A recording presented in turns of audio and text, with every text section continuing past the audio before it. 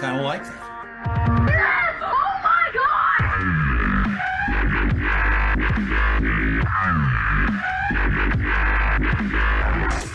That's strange. That is really strange music. Now it's going softer. Yes! Oh my God! Oh my God, he's right. Is this what young people listen to? It's so violent. I'm thinking it's probably a lot better if you're really stoned. It's the old formula. Verse, chorus, verse, chorus. It's the same format. It's like a monster or somebody. I mean, obviously, I'm not going to download this to my MP3 player because, you know, I don't have one. Not exactly Sinatra and Dean Martin, Sammy Davis. That was cool. That was good. I like seeing new stuff. So that was really neat. What is that? What is it? Is it called something? It's called dubstep, lady. And it's just one genre that falls under the electronic dance music umbrella, otherwise known as EDM.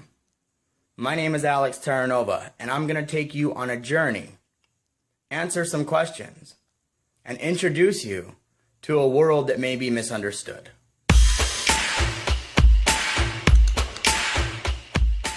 There are long periods of time where electronic dance music is really an underground thing, and that the mainstream world of American popular music pretty much ignores it. You know, it's its own little world of what's happening in clubs and what's on white label records, and if you know this DJ or that DJ, styles and genres and sounds that people, very small numbers of people know about. Periodically, though, it's discovered. EDM is discovered again. It's, of course, been there all along. And then there's an explosion of interest, which is oftentimes very exciting for the people who do EDM, but it can be very destabilizing because it brings a lot of attention, which can be both good and bad.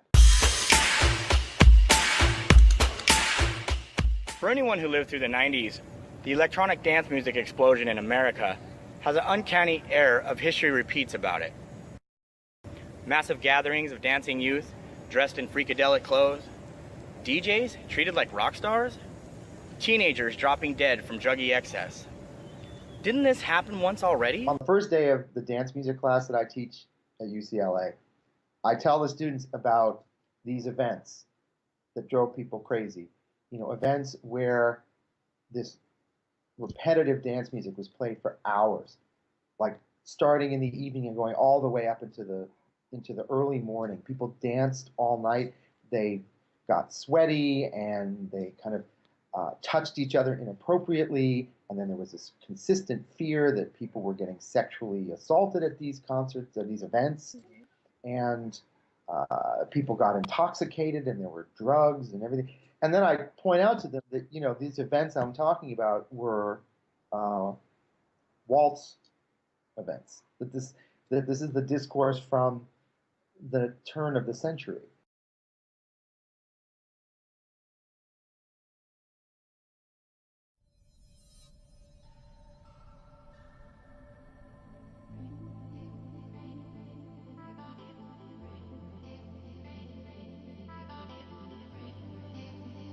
The phenomenon isn't so much deja vu as a rebranding coup. What were once called raves are now termed festivals. EDM is what we used to know by the name of techno. Even the drugs have been rebranded. Molly, the big new chemical craze, is just ecstasy in powder form, as opposed to pressed pills. The main difference between then and now is the sheer scale of the phenomenon. Earlier this summer, Electric Daisy Carnival, the most famous of the new wave of whatever you do, don't call them raves, drew 320,000 people to Las Vegas Motor Speedway over the course of 3 days. The crowds are lured to EDC and to similar dance fests like Ultra, Electric Zoo, and Identity, not just by the headliner piled upon headliner bills of superstar DJs, but by the no expense spared spectacle of LEDs, projection mapping, and other cutting-edge visual technology. But why did it take so long? 20 years. for techno rave to conquer the American mainstream and was rebranding the entire subculture necessary for this to happen. I've been doing events for 20 years now, since I was 15 years old, and finally I've actually feel like we're getting somewhere. I hope that people walk in and they're wowed, they see things they didn't expect, and they live in the moment and have a unique experience, and they meet new people. They're happy, right? Life's about being happy. The American rave can be traced back to a night on San Francisco's Baker's Beach back in 1991. The idea of a rave traveled west from England and arose from the UK underground revolution of the late 1980s. Raves were small and adopted by a small group of people that were fueled by Detroit and Chicago's techno and house scenes. A monthly party ensued, and by the one-year anniversary, California's full moon raves had over 1,000 people in attendance. That was just the beginning. First of all,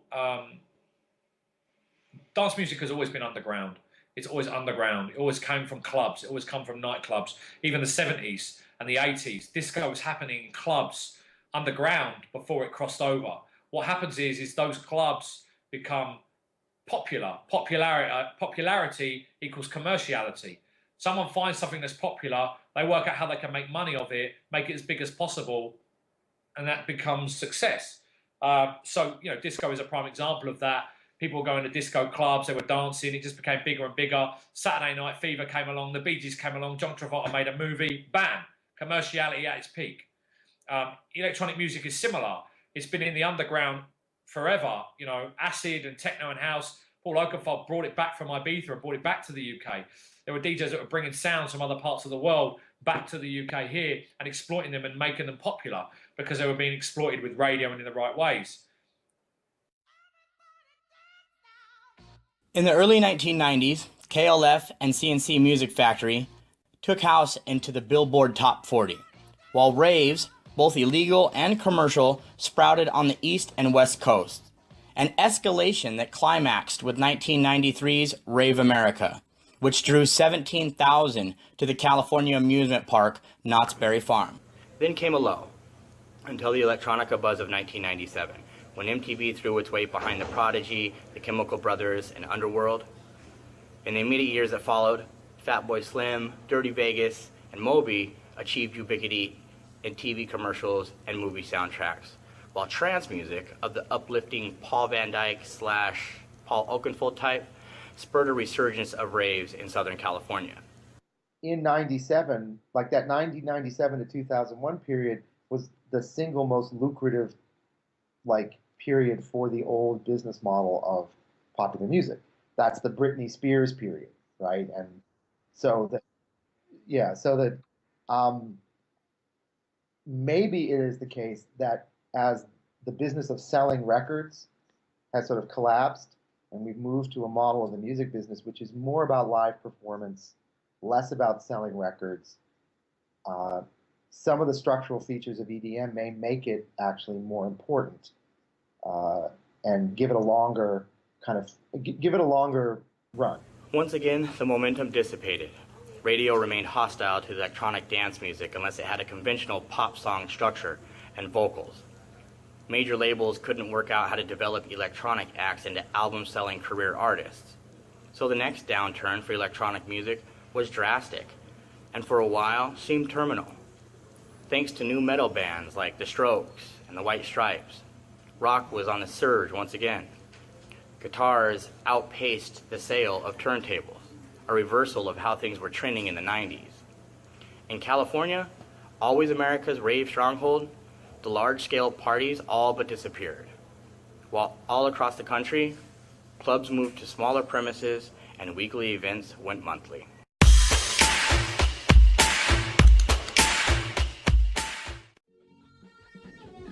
Basically, by doing its best to shed the word rave and all of its associations. Drugged up kids slumped on the dance floor, hospitalizations, and the statistically rare but reputation tarnishing death. Repeatedly through the 90s, governments at the state and city level enacted laws and policies designed to stamp out what concerned parents and alarmist newspapers typically called drug supermarkets. Moral panics over musical performances and things that happen at concerts aren't distributed equally throughout society. Right? So there's a sense that, if you're already nervous, shall we say, about, for instance, a bunch of people congregating to listen to hip hop, because that means a large auditorium full of people that sort of frighten you because they're largely black, probably poor, you have a lot of stereotypes about them, you're going to be hypersensitive to anything that happens at that concert and use it as evidence that those people shouldn't be allowed to get together and do that. From the 70s to the 80s to the 90s, the evolution of drug culture could be something that has evolutioned music, if that makes sense. In the rave days, acid and LSD and the trip was very big, and the music reflected that. Perfect. So I think that with education comes drugs, and with drugs comes music, and it all sort of circles into one. The situation is that no one can condone taking drugs. It's I don't condone it. It's not something that should be at any festival. Right, absolutely. But it's very difficult to control. Right. Kids are going to want to experiment. So moral panics about drugs often correlate to drugs associated with people who people are panicked about.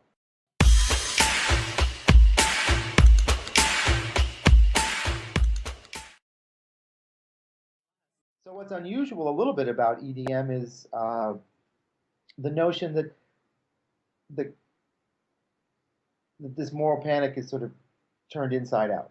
I mean, this is and this has also happened periodically. It's not just that we're panicked about these moments where scary people get together and do scary things.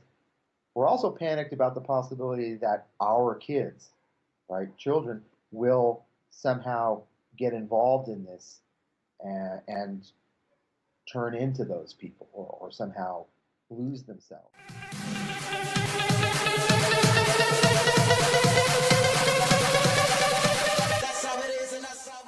Think of history, when you hear the word rave, people may relate it to, drugs, ecstasies or whatnot. So, depending on who you're talking to, the older generation, when they hear rave, they're up drugs. The younger generation are just music, kids having fun. So it really depends on who you're talking to. I don't know about you, but when I look at these items, the last thing that comes to mind is Class A drug paraphernalia.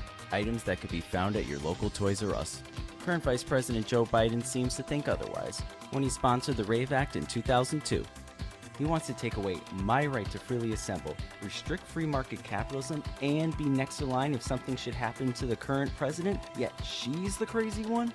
From one freedom-loving American to another, just say no to Joe in 2012.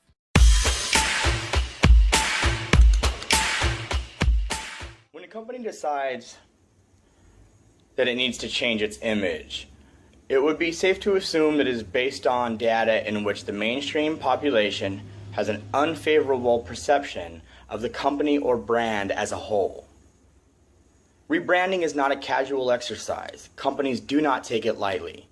The new brand communication and presentation need to be redesigned and reframed. They take certain steps to achieve their desired result. Companies such as Target, Pabst Blue Ribbon, and Burberry have all gone through and achieved success through rebranding their image and resetting perception in the consumer's eyes.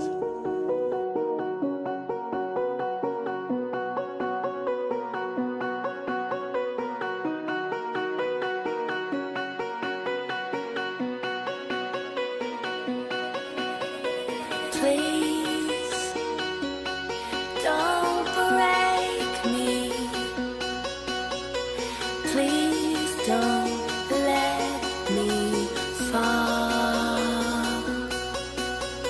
Please don't break me and leave me nothing at all. 'Cause this is my one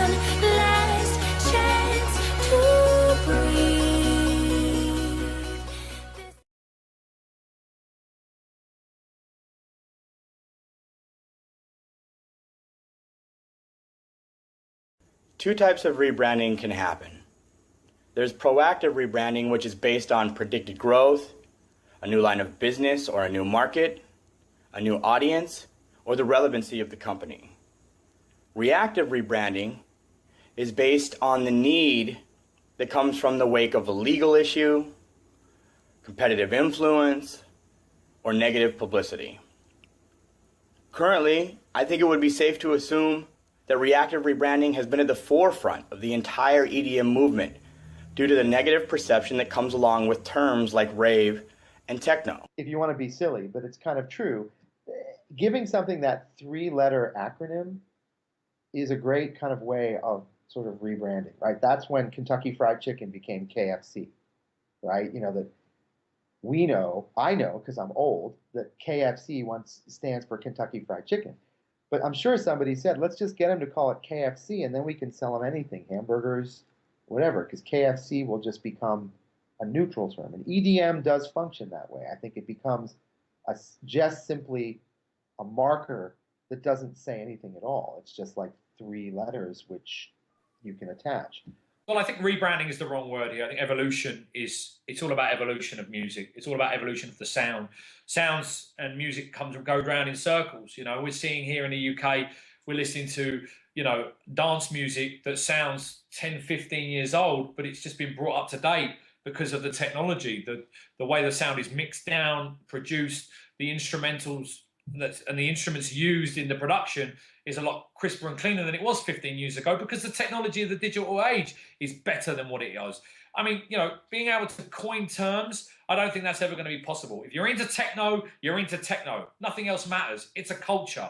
You know, if you're into dubstep, you're into dubstep. But even that's now started to fizzle out. We're seeing that disappear. Skrillex doesn't make dubstep anymore. Even these leaders of the sound, their evolution of them as artists and then them as the sound that they make has moved on. Everything has to move on. If everything stays where it is, nothing will ever be fresh. Nothing will ever be new. Everything will go stale, and people will get bored. And when people get bored, there's no more money. There's no more festivals. It's about keeping it interesting. So let's just take a look at the word festival.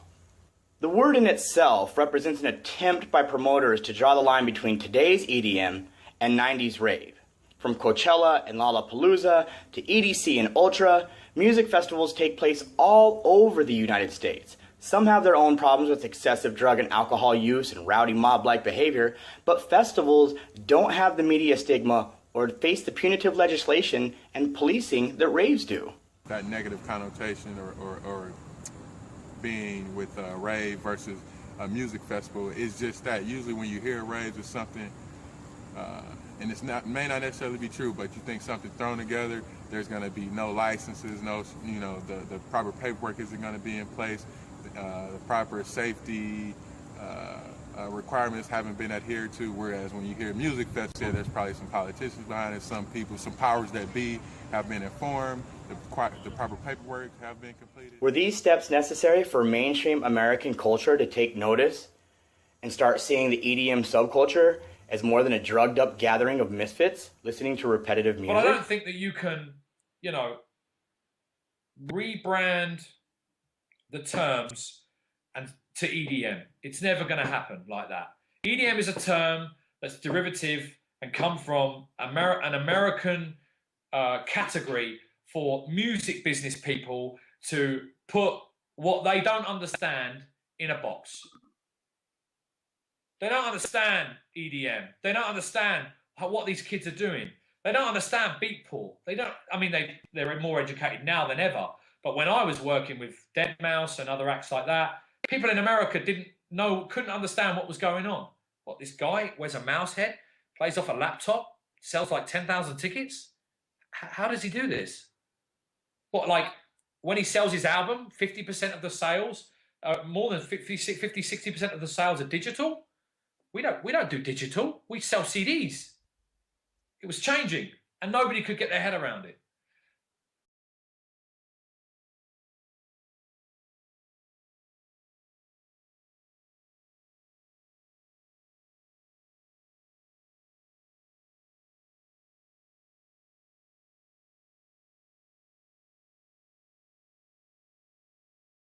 Well, A breakthrough came in the 2010 Electric Daisy Carnival, for which Insomniac's Pascal Rotella secured the LA Memorial Coliseum, an iconic football stadium that is home to the USC Trojans and has also hosted the Olympics. A new day is dawning. A place built of love and light. And sounds that touch the places in our hearts that long for something true. We come together, united under the electric sky. These are the days in the sunshine.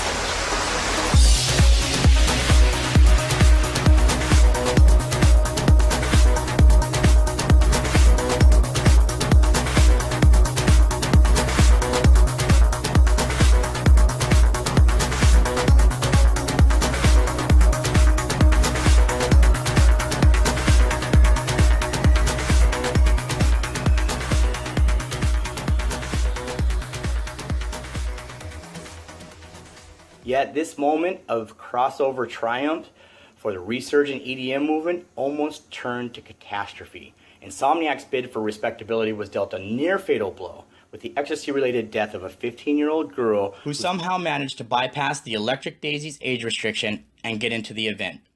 The outcry that ensued forced EDC out of Los Angeles altogether. Insomniacs now stages the carnival in Las Vegas, a much more congenial and permissive environment that has lately become the Ibiza of North America, a place where superstar DJs like Tiesto have residencies. So, does it truly make a difference? No, I think, in fact, the rebranding and the name changing follows people's sense that the music has changed or the social position of the music has changed.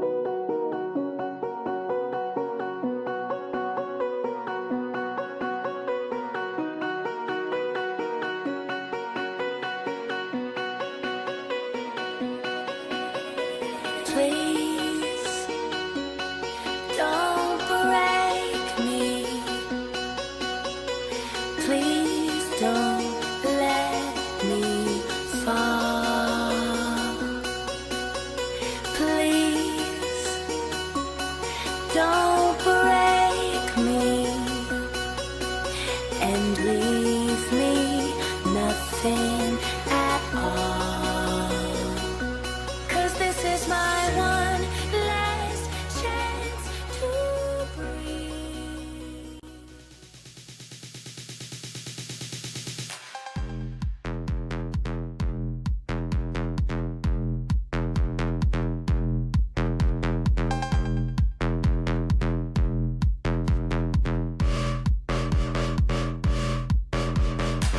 Straight off the plane from LA. Straight off the plane from LA. Straight off the plane from LA. There will always be part of the population that finds places like Las Vegas and Atlantic City repulsive. Does that mean that both of these cities are not part of mainstream American culture? Well, that is the same with the EDM subculture. Not everyone will be on board, and its pioneers have masterfully crafted its acceptance into mainstream, whether it happened on purpose or not. Insomniac, Ultra, and Identity's promoters have been defining the movement for 2 decades. With the help of social media and internet, these promoters have reached more people faster in the last 5 years than in the first 15 combined. You know, these companies like Insomniac, Cream. Cream's been it's 15 years old. Like more, 20 probably. Insomniac, Carlos has been doing it for 10 years, I think. Ridiculous. Insomniac in particular has shown that not only can a rave be a legitimate business that entices people from all over the world and generates massive economic impact, but that he can travel with the experience, essentially bringing the party to your own hometown. Orlando, Puerto Rico, New York, Dallas, Chicago, and Las Vegas all host an Electric Daisy Carnival, and for the first time ever, internationally integrated into London and Australia. This was not possible 20 years ago. The vision and desire from politicians and investors to see beyond the drugs and legal ramifications was non-existent. Both of those demographics are needed as part of the legitimate transition into mainstream American culture. In a sense, by utilizing open source forums centered on changing the political landscape and strategic partnering to help legitimize the movement was essential for the transition of EDM.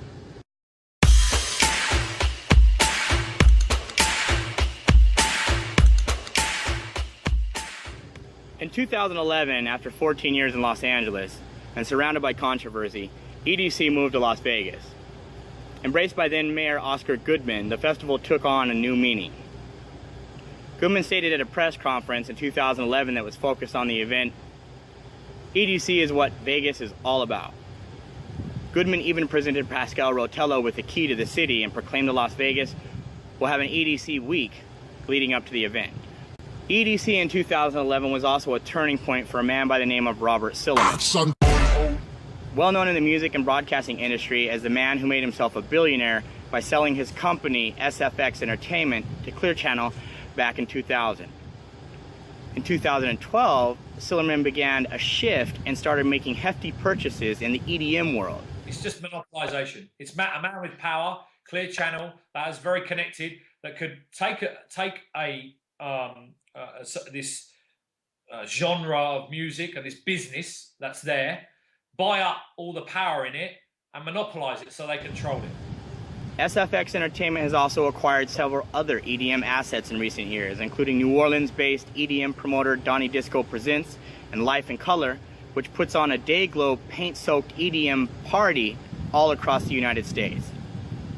Even more recently, SFX Entertainment took over the Denver-based music site Beatport,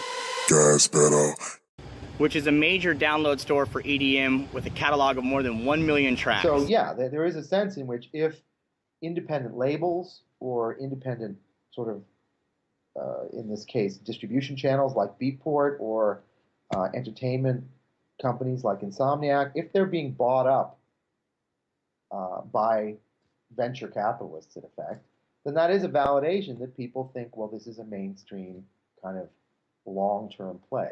But Silliman isn't the only one trying to bring the booming slice of the music industry under one flag.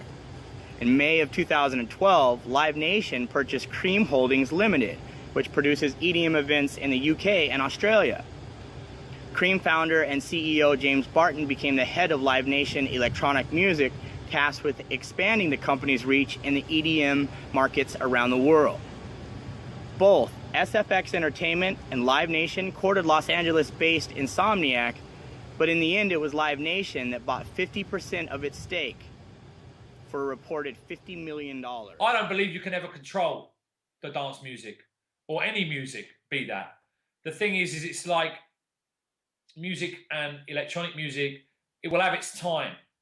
And just like disco between the 70s and 79, and I'm going to quote Eddie O'Loughlin, was the king of disco, 40 #1 hit records, manager of John Travolta, very, very big. He was the king of disco in the 70s. Eddie O'Loughlin, very good friend of mine, said to me that on the 1st of January, 1980, nobody would answer his phone because disco was over, overnight, over. No radio people, no labels, nobody cared anymore about that sound. It was over. And he monopolized it. He had a very large market share musically, not from business like Silliman, but musically. But it was over. The same will happen with a lot of these businesses, festivals, all these kind of things. They will disappear. We're already seeing Ultra Music Festival in Miami. One year does 2 weekends. This year does 1 weekend, can't even sell it out. So what is making all of this so appealing to these guys? Well, according to Forbes, the EDM industry as a whole is worth $6.2 billion. What does that mean? $6.2 million. I mean, what billion dollars? What does that mean? It's being tested out here as it's being basically put on a stock market. It's being put on a shelf. It's being given a value. Well, what is the value of dance music? I can't tell you the value of dance music. We can tell you the value of DJs, but we don't know how long the value of these DJs are going to last. With ticket sales for festivals and money made on websites like SoundCloud and Beatport reported to be in the hundreds of millions of dollars. Market share. Labels, major record labels, sign acts for market share. Silliman is similar to that, I believe. It's my opinion that I believe that he's building monopolization of this industry. I see it with a lot of agencies, William Morris, CAA, they try to monopolize the big acts. Don't get me wrong, when you have one big act, you can have 5. You have leverage and power to build a very strong business. But you can't monopolize this industry. There are 360, ATM, Amy Thompson, Red Light. There are many management companies out there. There's not 1 or 2 trying to monopolize the whole thing.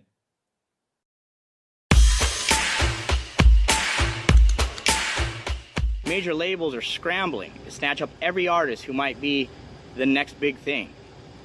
Mega investors are buying the rights to websites and festivals and production companies at a feverish pace. Laws have been relaxed and politicians have shown support for these EDM events. Some have even attended the events. Uniformed police are now hired as security and festival licenses are handed out like candy. All of these things, from EDM's history to rebranding to multi-million-dollar investment and commercial appeal, have taken over and contributed to the time that has taken for EDM to hit mainstream American culture. It has been a long road for some, like Pascal Rotella and Ultra and Identity, while others are just now jumping on board. Social media and young millennials will push EDM into a new realm, and there's nothing that anyone can do about it. The subculture will become mainstream American culture, if it is not already. And I think it is safe to say that rebranding this subculture maybe was not successful, maybe it was. But either way, it was needed, especially in times like these.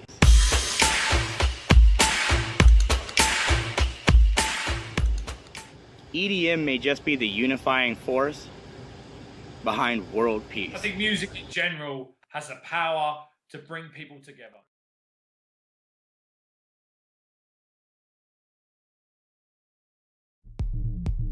What the hell are you doing? Electronic noises you try and pass off as music. Is this your drug now? This is what gives you a buzz when you're up at the mixer, right? DJs.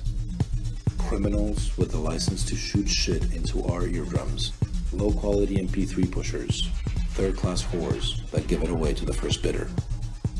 You feel like superstars, huh? The owners of our nighttime. Heroes of the stage. No audience will ever chant your name. They'll never know your songs by heart. Because you are anonymity. The day will come when your vocoders explode and your CDs catch fire. Boom. In their place, we'll see a return to guitar, bass, and drums, bringing real music back to life. The music with searing voices that touch your soul. Once again, it's the music that rebels. It's the anathema of rock and roll.